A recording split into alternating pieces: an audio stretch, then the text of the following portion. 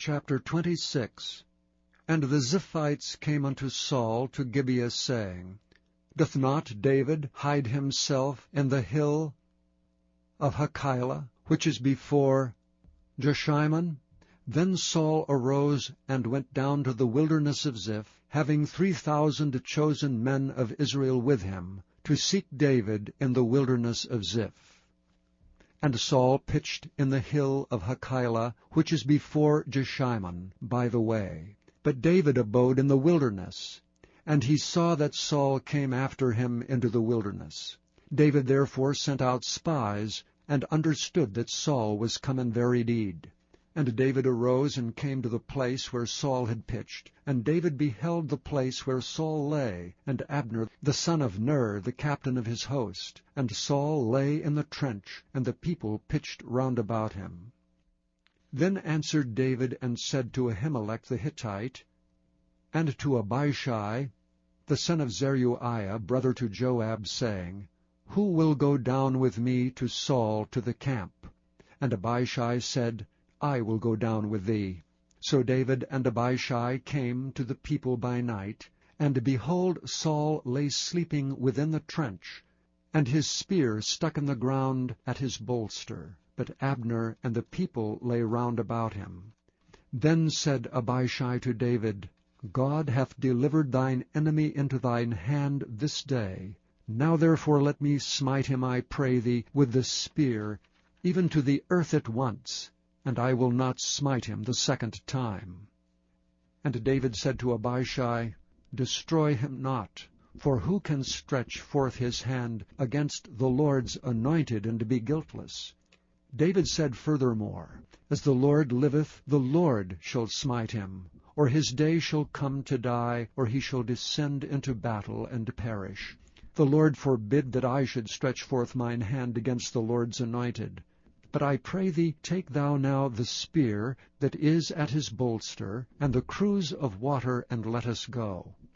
So David took the spear and the cruse of water from Saul's bolster, and they gat them away, and no man saw it, nor knew it, neither awakened, for they were all asleep, because a deep sleep from the Lord was fallen upon them.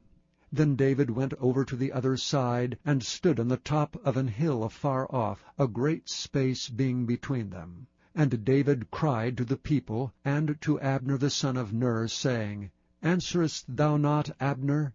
Then Abner answered and said, Who art thou that criest to the king?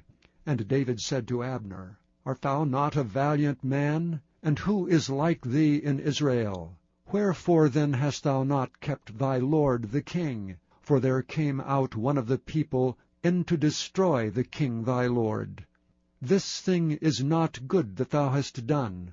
As the Lord liveth, ye are worthy to die, because ye have not kept your master the Lord's anointed. And now see where the king's spear is, and the cruse of water that was at his bolster. And Saul knew David's voice, and said, Is this thy voice, my son David? And David said, It is my voice, my lord, O king. And he said, Wherefore doth my lord thus pursue after his servant? For what have I done, or what evil is in mine hand? Now therefore I pray thee, let my lord the king hear the words of his servant. If the Lord have stirred thee up against me, let him accept an offering.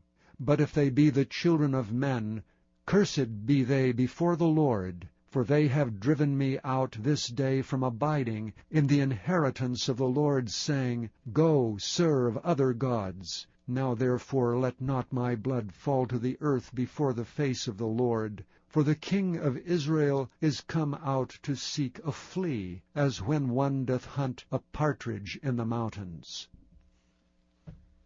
Then said Saul, I have sinned. Return, my son David, for I will no more do thee harm, because my soul was precious in thine eyes this day. Behold, I have played the fool, and have erred exceedingly. And David answered and said, Behold the king's spear, and let one of the young men come over and fetch it. The Lord render to every man his righteousness and his faithfulness. For the Lord delivered thee into my hand today, but I would not stretch forth mine hand against the Lord's anointed. And behold, as thy life was much set by this day in mine eyes, so let my life be much set by in the eyes of the Lord, and let him deliver me out of all tribulation. Then Saul said to David, Blessed be thou, my son David. Thou shalt both do great things, and also shalt still prevail. So David went on his way, and Saul returned to his place.